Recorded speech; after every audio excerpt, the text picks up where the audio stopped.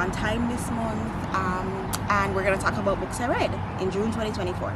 So this month I read 9 books, and I'm really excited about this 9. There's a good range in there. Let's get right into it. The first book this month was Icebreaker by Hannah Grace. So this book is set in college, and it's got a couple. One is a figure skater, the girl is a figure skater, and the guy is a hockey player. So I gave it a 3 out of 5. I think it was an okay book. I don't regret reading it. I also don't think I'd read it again. I guess I would read the next installment just because I think the secondary characters were helpful in the book and not annoying, and some of them were actually interesting. So I'm interested to see what happens with them. I think it was okay. I really liked that the characters had real backstories. And not just their whole personality was being attractive and doing a sport at college, because that really does become a lot of people's personality.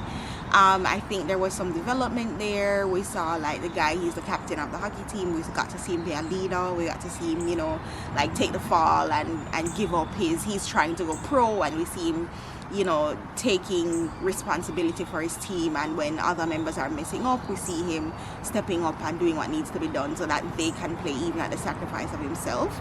So there is strong personality and character traits in the male main character, and then in the woman, I think that she also had to develop. I thought it was really funny. She's an orphan, and we get to learn a little bit about her, not too deep into it, but that was kind of fun. But she's got a loving family now, and we get to see them. It wasn't just with a lot of TV shows, when you have sports people, the captain and like the main character, they just automatically get together, and it's just like it's not even romantic. It's just almost like a given, like it's cliche, and you don't even get a romance in it, but there was romance there. And I think for me, I wasn't doing all of this stuff in college, so it's very interesting to read. I know this is like, there are people who have very party and sex-centric lives in college. That was not my experience. I was very much like trying to just graduate, do work and get out of here. But it's interesting to read that perspective. So like I said, my one pet peeve on this, there were 2 instances in this book. I only have one that I can recall, but there was another where they used African American vernacular. No, don't get me wrong. If that's how you speak, I'm not here to be like, don't talk like that. But it's the average person. I went to a predominantly white school for grad school. The average white girl who is ice skating is not saying dicked down. I'm sorry, they're not saying that. I'm so sorry. I think that was a little bit unbelievable for me, and that's a minor pet peeve of mine, is when something in the character just isn't believable. There's no backstory. You don't have black friends. I mean, they had black friends, but you're not with black friends who are using that kind of vernacular all the time. Why are you talking like that? And there's another way to say it. Like, there are other ways people refer to sex colloquially without using black American language. But anyways, so that was book 1, and that was a 3 out of 5 for me. And would I read it again? No. Alright, so the next book for me was Black Cake by Charmaine Wilkerson, and I gave this a 4 out of 5 stars. Written by a Jamaican, an author of Jamaican heritage. So, and she never names the country Jamaica. I thought that was an interesting writing choice.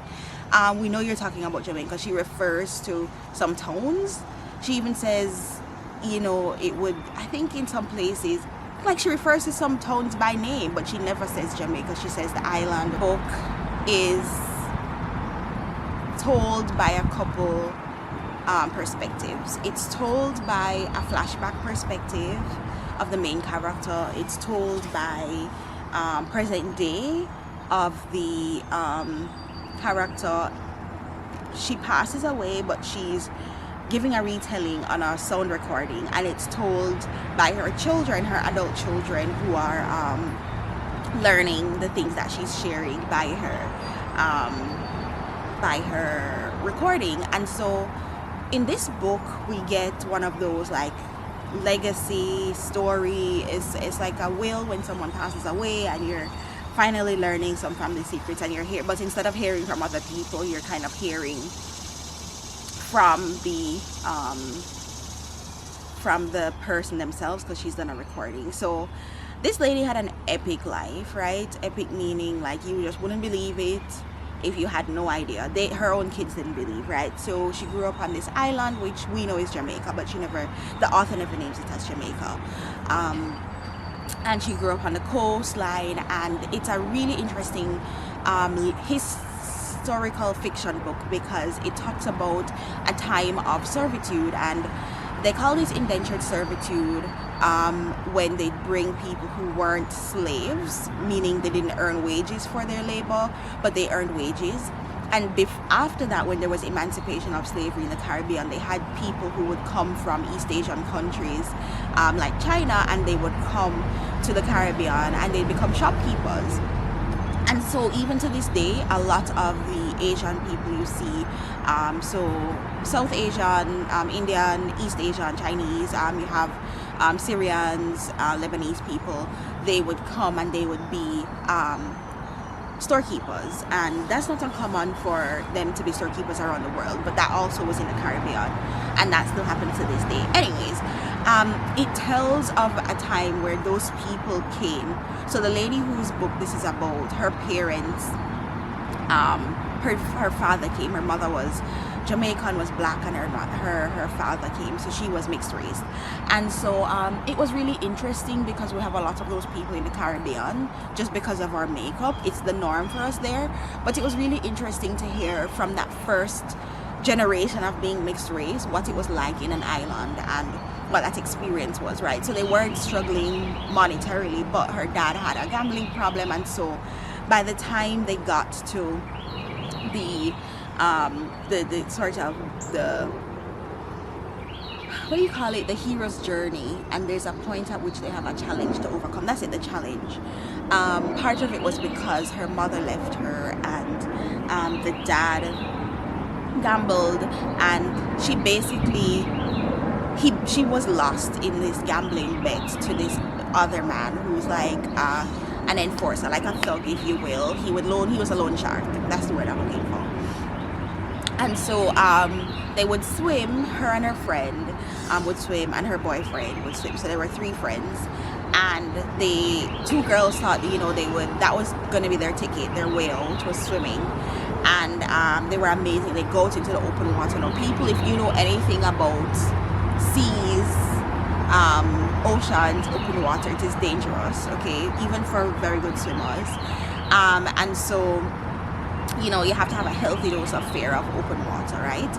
And so she got basically put in a situation where she was bartered off. She was sold essentially to this man older than her, like her father's age, as a wife. And before, so I'm not doing a good job of this.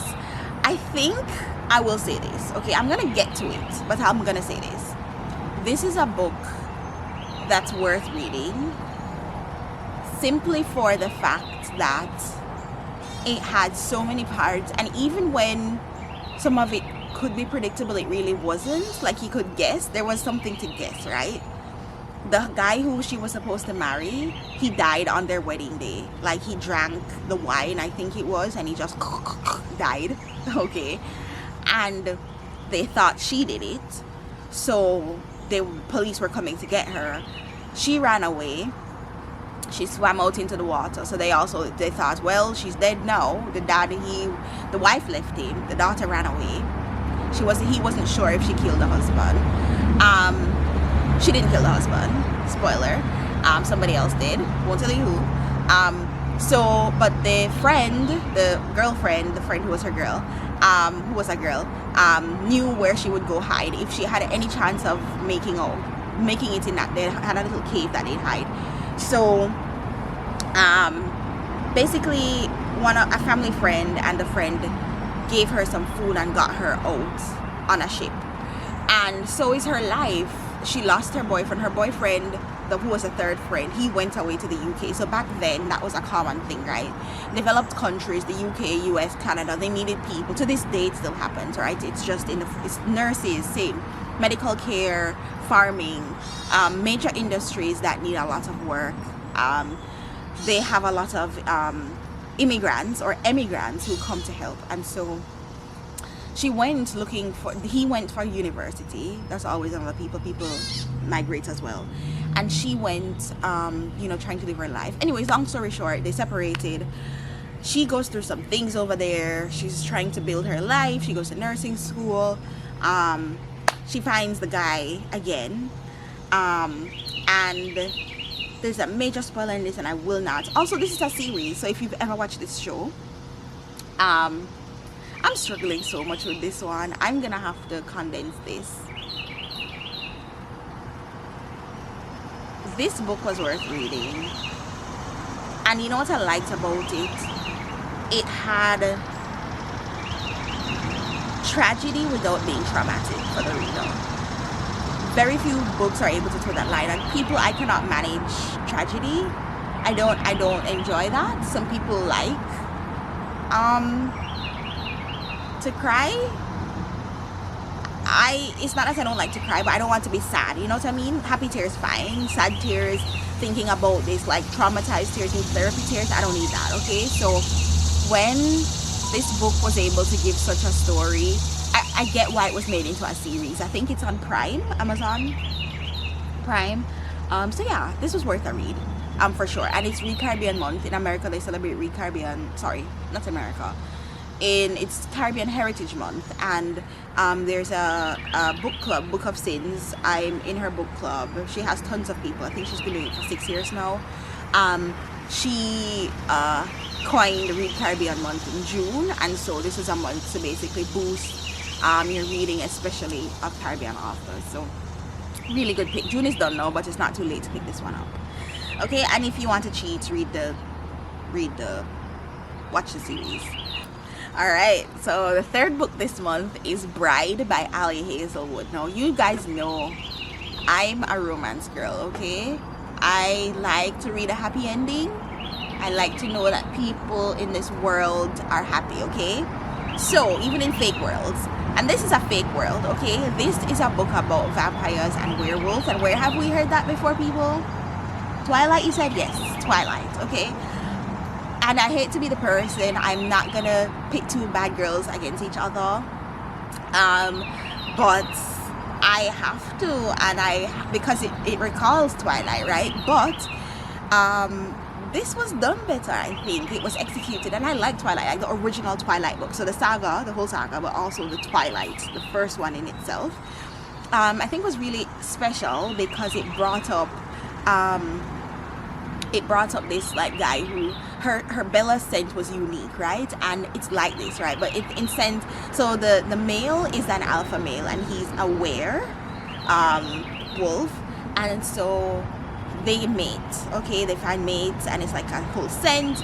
So in Twilight they call it imprinting, and I'm not trying to go back and forth with the Twilight too much. I'm just trying to show how there are parallels, okay? But it does separate itself. So Ali Hazelwood, she's known for writing science-based rom-coms. I relate, okay? I am a scientist, I have a PhD, I have been in academia, I guess, and I guess, but I still think like she's really done a good job of balancing the truth of academia, love theoretically, but also showcasing love and making it believable that people can fall in love in a very toxic environment, okay? So in terms of this book now, she's departed from the science-based romance, academia-based romance, and now we're talking about vampires and werewolves and humans, and she's done it in a way that I really like I'm not rolling my eyes. Sometimes when you're creating a whole world, the authors don't do a good job of balancing creating the world, which happens a lot in young adult books. In the past couple months I've talked about that. Sometimes it gets boring creating this entire backdrop for the story, and then balancing that with developing the characters and telling the unique romance specifically of the characters, and giving those characters personalities and traits that you're like or yes, kind of thing. And she did such a good job with that. So the woman is a vampire, and she's basically like a princess. It's not called a princess, they call them council people, but you know, they have like high ranking people in it, and for all intents and purposes she's a princess, okay? And what do they do with princesses, or what did they do in these, like in the aristocracy, in times where they have to uphold some sort of power in monarchies? They marry them off, okay? So they married this lady blindly to this man she'd never met, and they made it seem like she had a choice, but she really didn't. She's a pawn, really political pawn, if you will. And she doesn't really care though, because she's on a quest. She says she realizes her friend is missing, her best friend that she grew up with, and that best friend becomes really key to the story, because this best friend, we find out, has a background that is related to her new husband's, okay? Let's just say that. So the new husband, on the wedding day, they start at the wedding day. Now people, Ali Hazelwood will always be great, because she is gonna write about a man who is in love first, all right? That's my favorite type, okay? I want you sprung before you even know if I'm a terrible person or not. Do not be a terrible person, but I want you to just be like, and not just superficially, but you make it believe. And that's when I think a romance author is great, when it's not, somehow, even when it's love at first sight, it's not just about looks. How? I don't know, but Ali Hazelwood does it, okay? Or there's enough background, you know, enough context about the person that you're like, oh yeah, I'm super interested, right? Even though you don't really know them yet. And so you just get hooked for wanting to know how it plays out. Anyways, so this guy is a wolf, and when she's walking down the aisle, he just tenses up, because she smells like nothing he's ever smelled before. Because what people, she's his mate. I don't know how a different species becomes the mate of another species, but hey, she made it work, all right? And I'm gonna say I give this a 5 out of 5. It suspends disbelief. The best books suspend disbelief, and you just want to keep reading it. And yeah, what else do I want to say about this one? I think she sets up, not very deep in very much detail, but she's set up for another book, a second and possibly a third, because the girl, she's a twin, and she's got a twin brother, and he's really funny, and I think he's like got a dry humor, and he set himself up to be like the head of the council to take over from their dad. And I want to read those stories, and Miss Ali Hazelwood is publishing like nobody's business. She still writes her.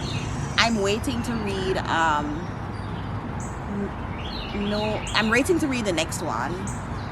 That's it just came out this month, and I know I'm expecting, like, if she's publishing 2 books in a year, maybe more, like, I'm hoping that the other ones follow suit soon. So anyways, yeah, this was a 5 out of 5 for me. The best things about romance, like actual romance, like why they like each other, there's banter in there, there's enough in there, again, to suspend reality, and I love that. So 5 out of 5. All right, so book number 4 this month is An Offer from a Gentleman by Julia, what's her name? By Julia Quinn. And this is a Bridgerton story. This is Benedict's Bridgerton story, and this is number 3 in the series of 8 Bridgertons, and you would know now that this is likely to be number 4 in the season number 4 in the show. All the rumors are swirling. It makes the most sense based on how they've done him in the character, they've written him so far, and they seem to be trying really hard to not give away that he's up next, you know what I mean? So before I get into the show, we're talking about books. So this is not my favorite Bridgerton book. Collins wasn't my favorite. This one is my favorite. This one for me ranks a little bit above Collins, just because Benedict is interesting. He's more interesting to me. And I think both of them are sweet. Like, the men at themselves are sweet, right? They're men who are sweet. you know, they're thoughtful, they're in tune with they have emotional intelligence, they know what they want, they're also very charming, right? And there's nothing wrong with that. You don't have to be an asshole for people to like you, and I think both of them are like that. But Benedict, to me, is a little bit more interesting because he seems to be a little bit more assertive, and so I like his book more, but it was just a 3 stars for me because I think he's manipulative in this book. It's called An Offer from a Gentleman because he offered her to be his mistress. Now, people, I get it. It was a tough time socially. He is a member of the aristocracy, and the lady that he meets her at a ball, hence the cue in the series, talking about the mother's ball at the end. That's where he meets this girl for the first time. He meets her for the first time, and she's wearing a mask, and so he doesn't know her identity. She doesn't give any hints intentionally, and he's thinking about this girl. So he's sprung from the moment he sees her. Again, see my previous notes, my favorite type of romance. Okay, like, I need you to know you want me, and I need you to prove why you want me and why I should like you. I don't even have to like you first. Okay, I like to read those. So he sees her, he can't forget about her. He sees her, they have a wonderful night. She basically has a Cinderella moment because she's working in her stepmother's home. It's really her home.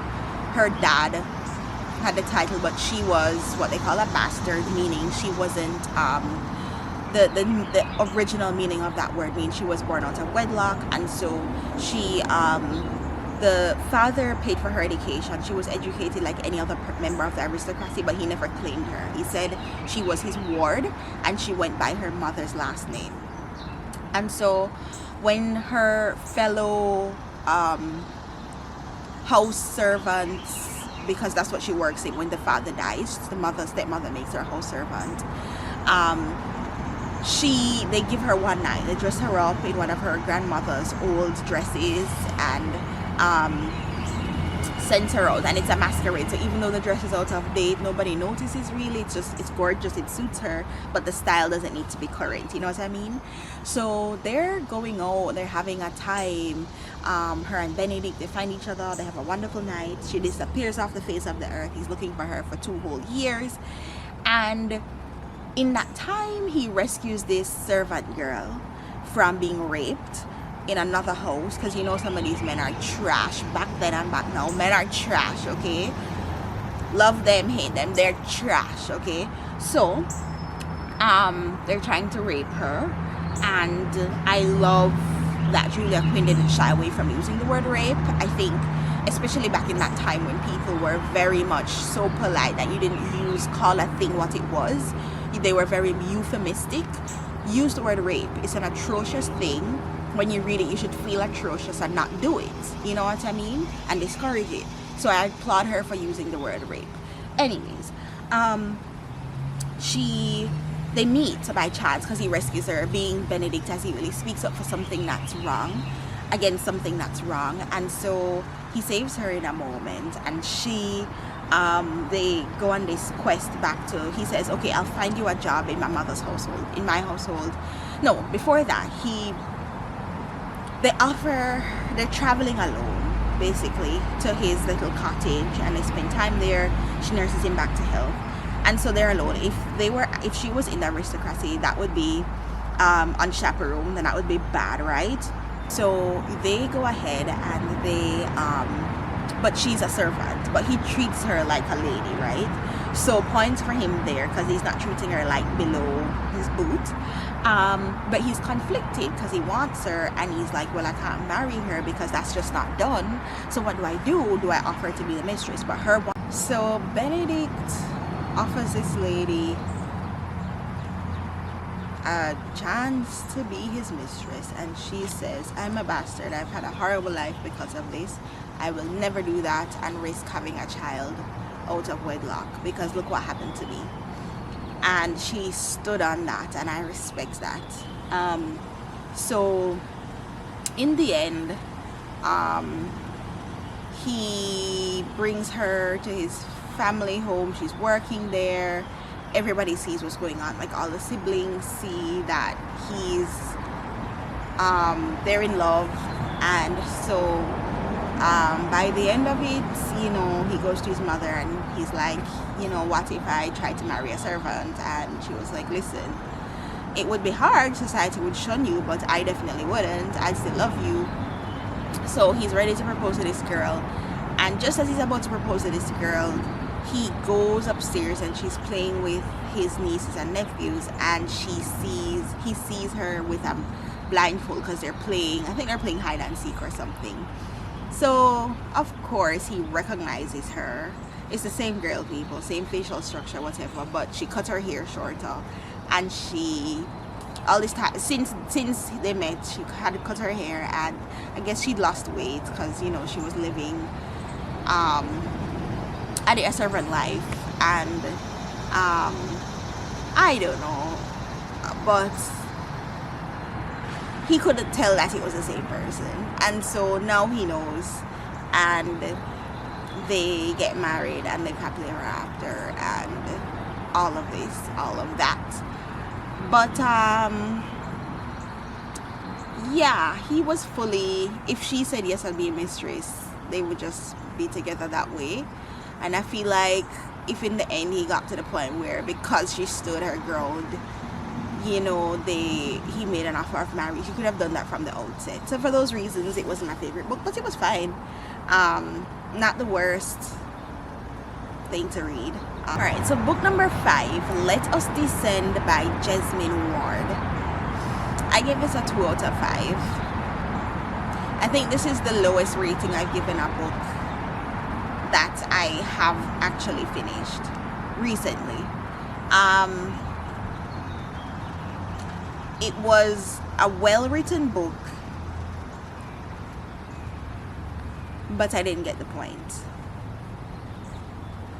It was a book about an enslaved woman, well, multiple enslaved women, but the main protagonist is a young woman who was born into slavery because her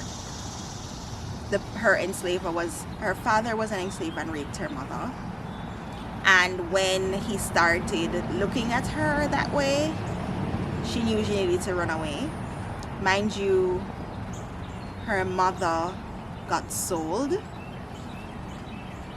and the reason she wanted to leave, but the reason she also got sold was because he walked in on her kissing another enslaved girl, and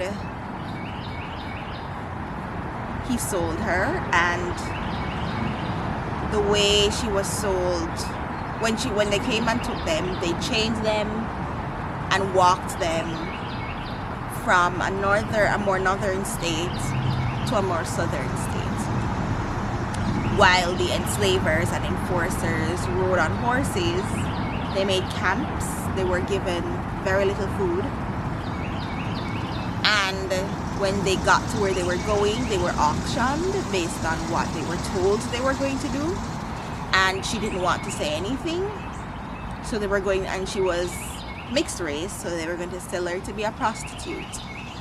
And at the very last moment, she spoke up and said, no, I do housework and I know knowledge of mushrooms and herbs, which is useful for medicine. And so she narrowly escaped becoming sold into prostitution, but the life she was living wasn't much better. And by the end of the book, she ran away. She also recounted how her mother tried running away with her once and failed because she was too slow. She, as in when she was a little, was too slow, she couldn't help. And they caught the mother, and after that the mother became disfigured. And I say all that to say, she escaped slavery. Her future was uncertain.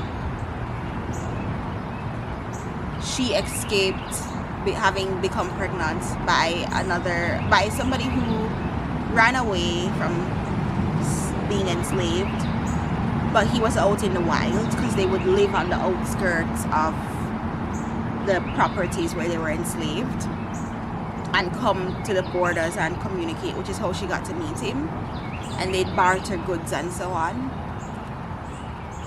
But in the end, when she escaped, she found like a cabin that was not being owned. Very conveniently found that. Nobody knows. Somebody could come back for it.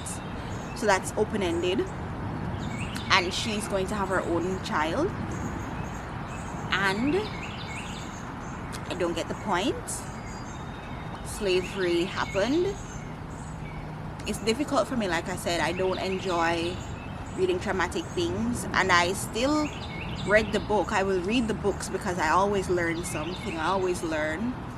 But even with saying she escaped, her mother trained her in combat because her mother had memories of things from her mother's time. So this would be the character's grandmother's time, being traded, coming through the door of no return and all of that, and being from a tribe whose women were warriors and protectors of the men. And it felt like it was for naught. It didn't help her. I thought the book was going to take a fantastical feel. And speaking of fantastical, there was this motif of bees and her caring for bees. And not really, because she wasn't really a beekeeper, but I guess she understood bees. She'd go out and be with them and spend time with them and so on. And her partner at the time, the girl, they'd spend time together with the bees, and it was her haven. And maybe that could become a source of work, of employment for her in future, a way to earn money. The book was open-ended, and I get that some authors write that way. Many of the works that are lauded in society are written that way, so that you don't, and the movies are made that way, so that you guess what happens to the characters, and it's into your imagination, and it's whatever you want it to be. But I don't get what the point of all the suffering is for. Why write that there is a chance that this person had a valuable skill and they don't use it ever in the book? Another example, she inherited some weapons. She had to leave some. They would bury them when her mother trained her. They'd bury them in the earth. And so when they both got sold, they left them there. But there was a elephant, was it an elephant tusk? It was from an animal, and they braided it into her hair, so she always had that on her. And she'd always have that because she was able to escape with it. It was undetectable. Okay, and I don't get it. And that's why I gave it 2 stars. I don't get it. And this book has been given a lot of acclaim. And I had similar sentiments for the Heaven and Earth grocery store a couple months ago. But it had a point. You know, there was hope. We saw how some people, and I get it, because the argument against is going to be, this is reality. Everybody didn't have hope.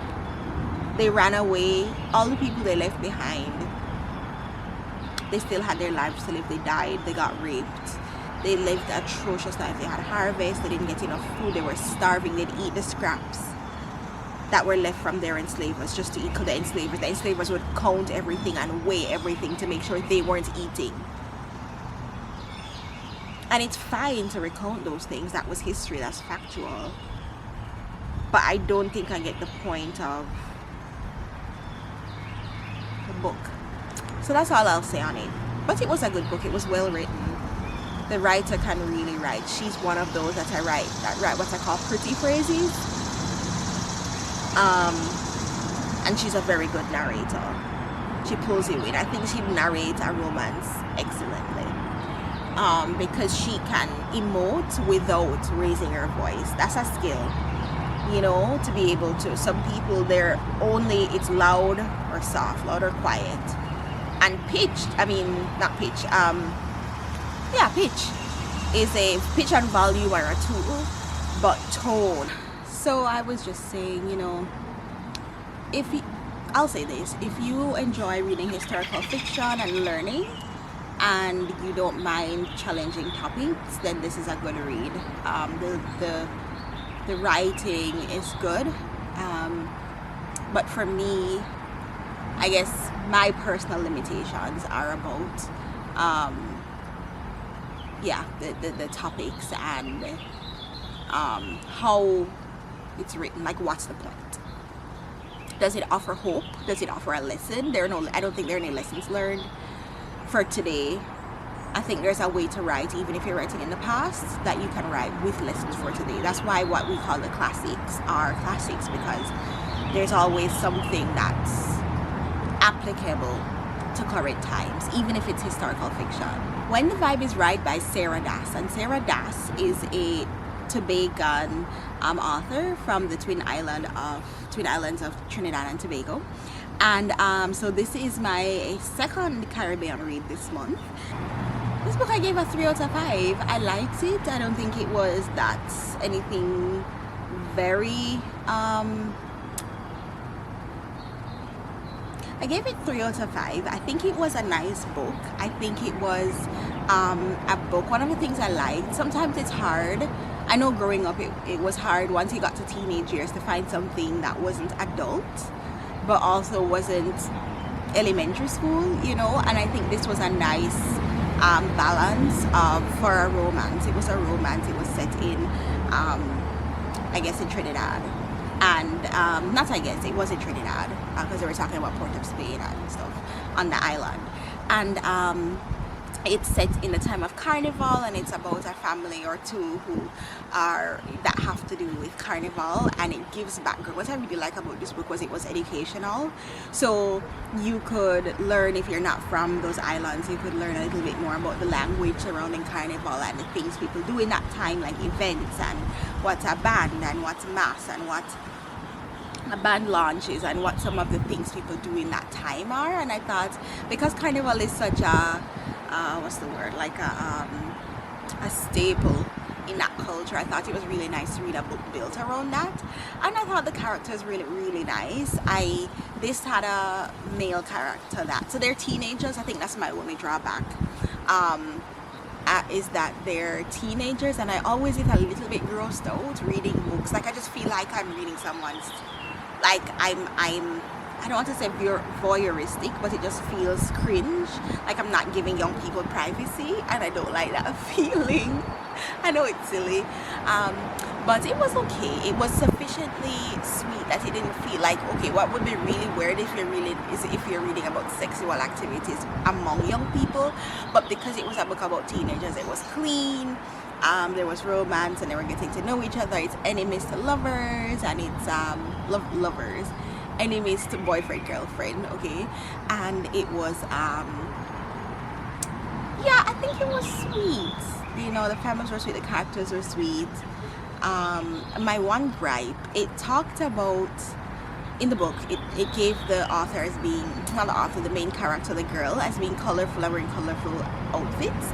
And on the cover, her outfit wasn't that colorful. Like, it had a pattern, but they talked about her twice. They're wearing this like bright yellow mixed with another color something. And I was like, put her in something bright yellow then. Like, make it look like that's the character in the book, you know? But it was a nice read, and I think if you had a teenager who likes romance, love stories, they'd love this. And also, in a couple places it referenced more some you know, classic Shakespeare and stuff like that, because they are in high school and they're doing high school plays, and I thought that was a nice touch. It's nice when books like give a nod to other classic literature.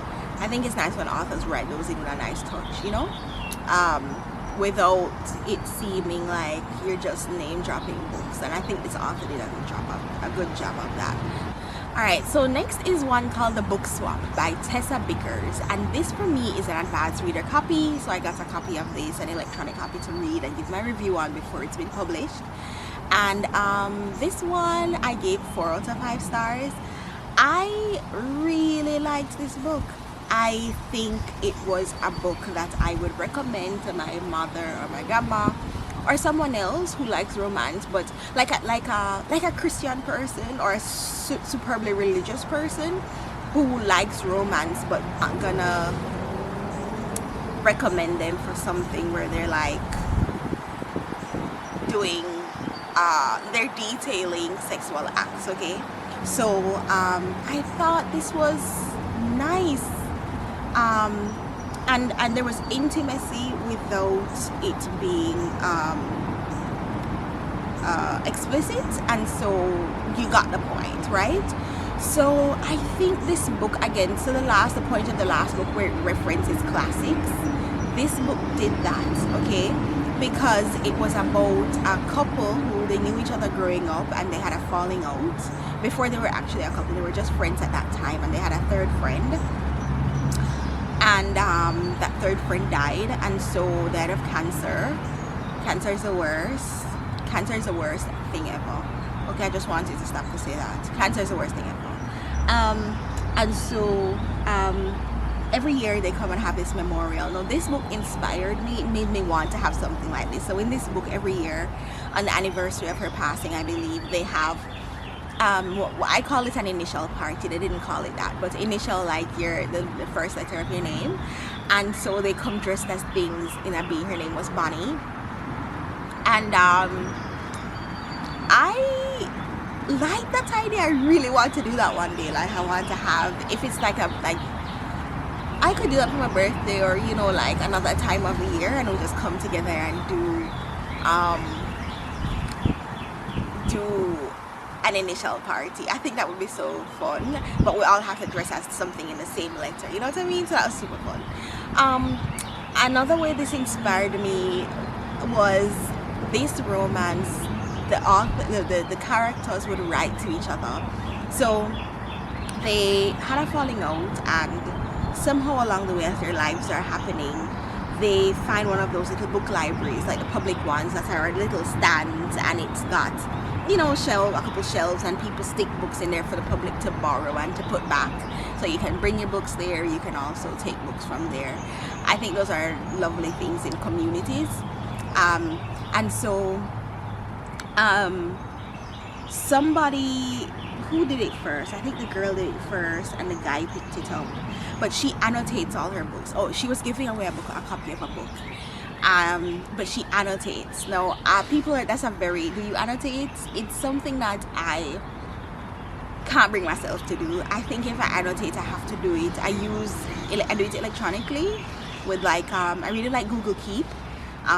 So they look like sticky notes on the page, and then you can rearrange them and you can like pin them and stuff like that for specific books, and you can archive them, you can tag them with labels, or I use sticky notes, post-its, etc.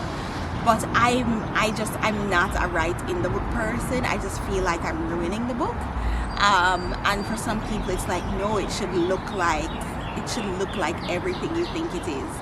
You know, another thing that bothers me about it is for rereads, I might feel one way this year, and in 5 years I might not feel the same, and I just feel like I'm gonna end up buying a new book.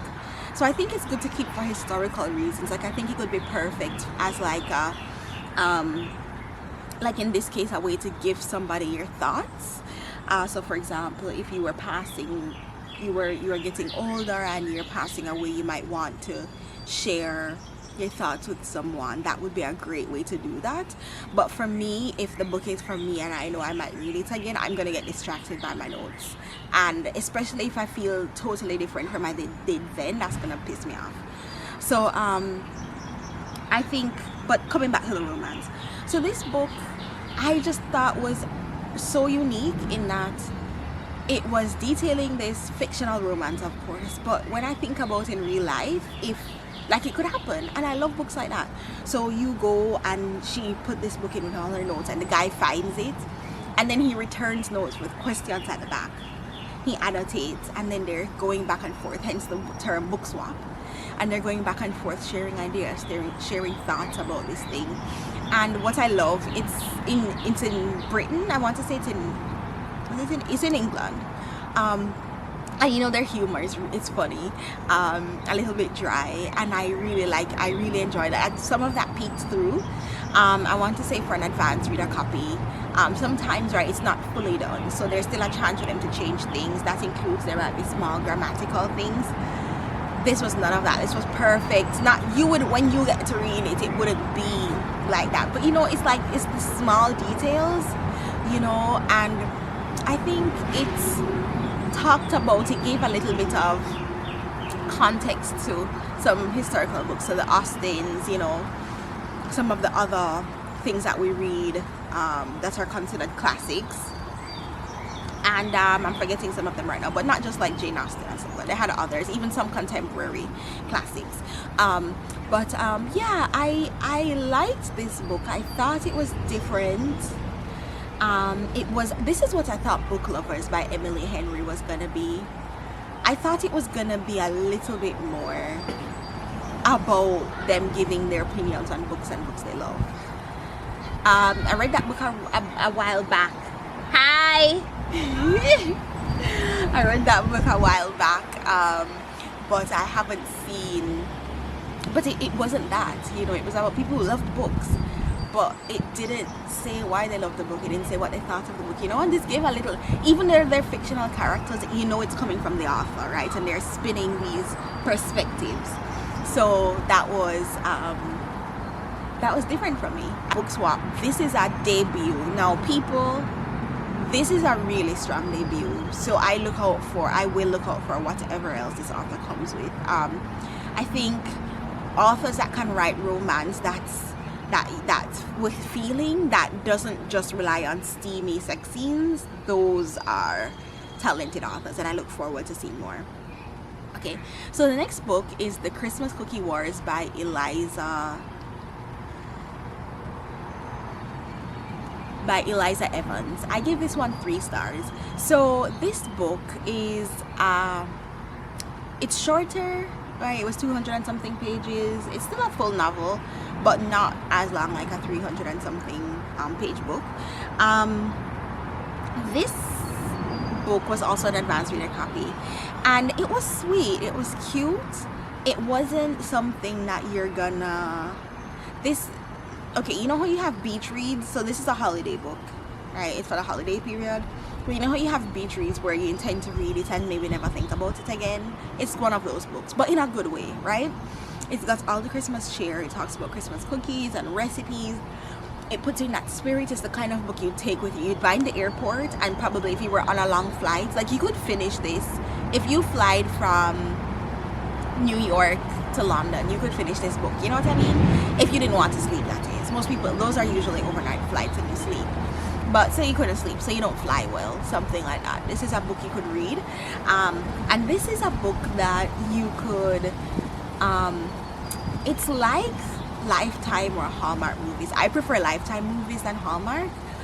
Same thing really, I don't know, but the Lifetime movies I like them a lot.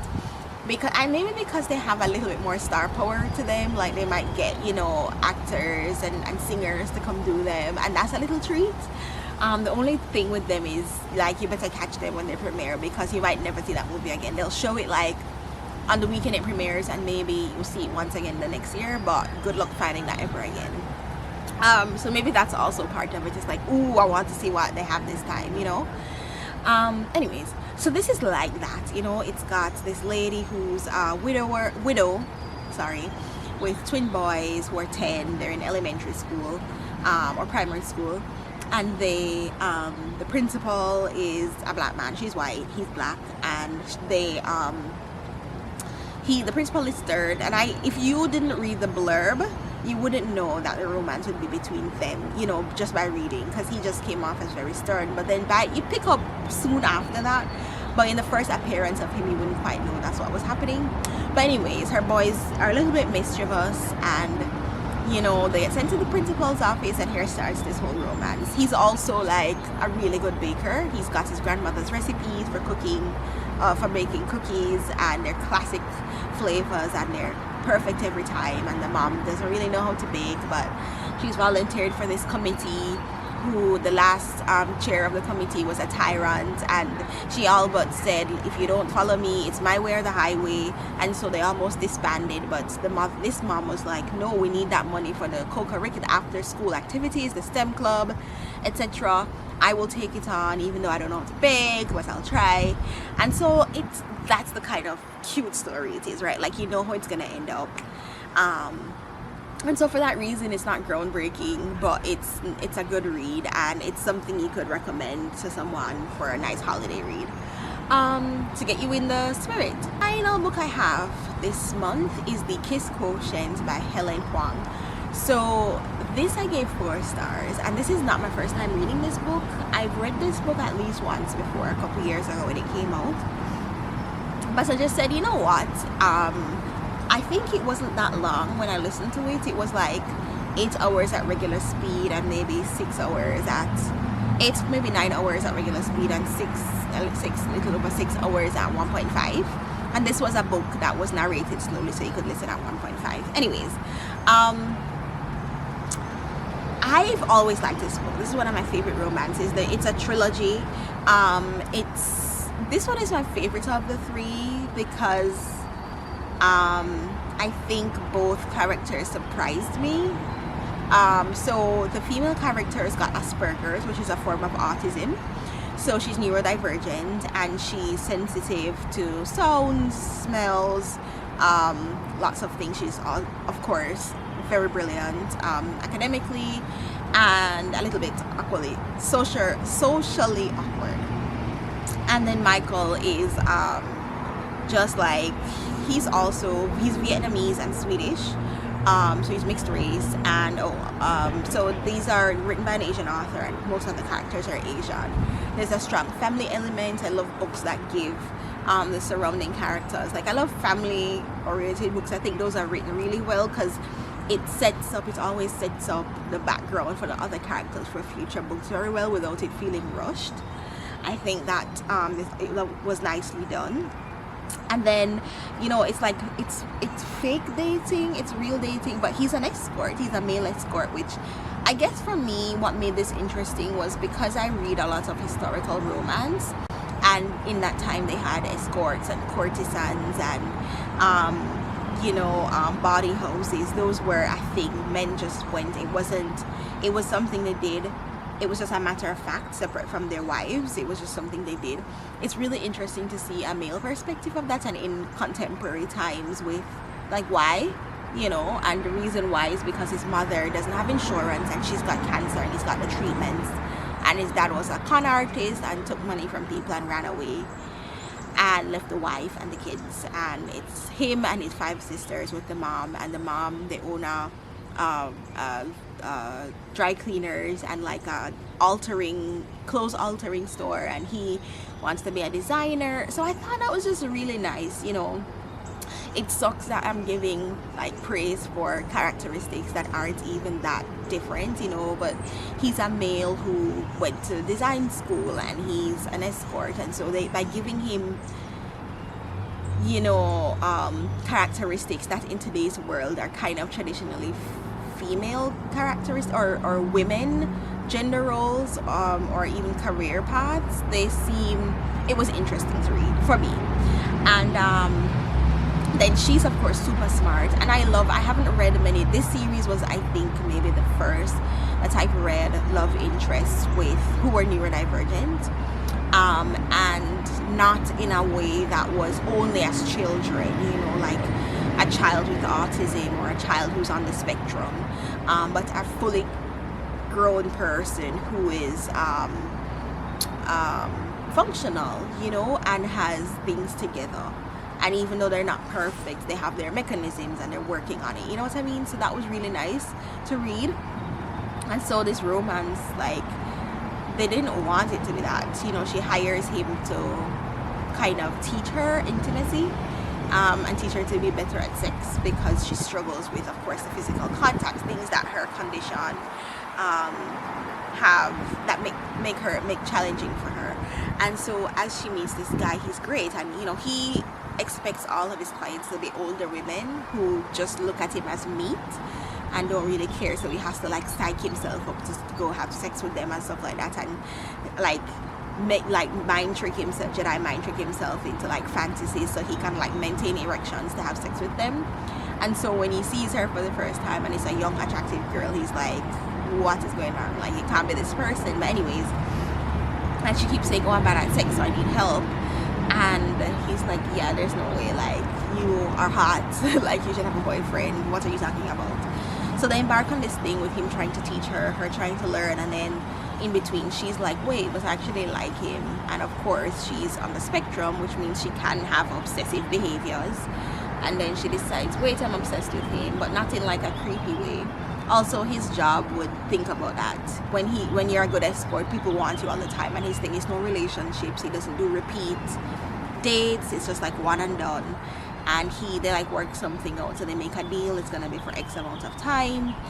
And then yeah, there's a little drama in there, of course, because that causes them to kind of break up. And then by then she's met his family, and they're like, oh, you need to get back together because you're sulking all the time and miserable. And in the end they get back together.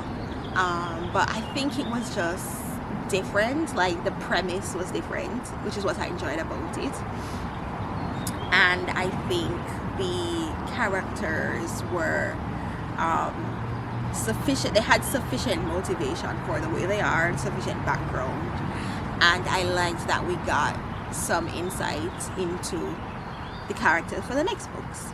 So I don't know if I'll go back and reread those. I've read the trilogy already, but this one was really my favorite, and I just thought, I'm almost at the end of the month, what can I read really quickly? And I picked this up again. So that's why when on my Goodreads, I'll rank something as, would read again, must read again, that kind of thing. I always remember those, but just in case I forget, I tag them that way. And then when I want something really nice to read, I can just scroll through those tags and pick something that, I would read again for sure, for whatever reason. So yeah, I think with that, I'll tell you, if I had to recommend 2 books this month, I didn't read any non-fiction this month. I think of the fiction that I read, I would recommend, I'd recommend Black Cake. I think that was nice, in terms of a little bit of intrigue, a little bit of family, and how complex that can be sometimes, a little bit of human nature, a little bit of Caribbean heritage, a little bit of modern day Canada, modern day California, modern day and back UK Windrush generation. I think that's a book that many generations could enjoy. And for the second book, I'd recommend The Book Swap. I think even if you didn't like romance, even if you just wanted to see how things can be difficult for people, I think both of these books talk about how things can be difficult for people growing up and how we still carry some of those scars to adulthood. And I think a lot of people, very few people, escape their childhood with no trauma at all. And I think these books show how we can, how sometimes the way we think about things, sometimes when we just need to talk to someone and have conversations, this shows how sometimes we're silly, but we're in our own heads, and how to read about it so maybe we can be better in our own lives. And many people have been impacted by cancer, so I also recommend The Book Swap for that reason, just to see how life can be celebrated even in the midst of sadness and grief. Those are the 2 I'd recommend. And then if you just want something that's like, whoa, what the hell is this, but in a good way, I'd recommend Bride for sure, by Ali Hazelwood. Like, if you just want something that's like, what? Like, you've never read an animal yeah, I don't know, you might hate it. So okay, I'll just stop there. But yeah, I'll see you guys in July. Let's see what happens. Hope you're having a good summer so far, and take care. Bye.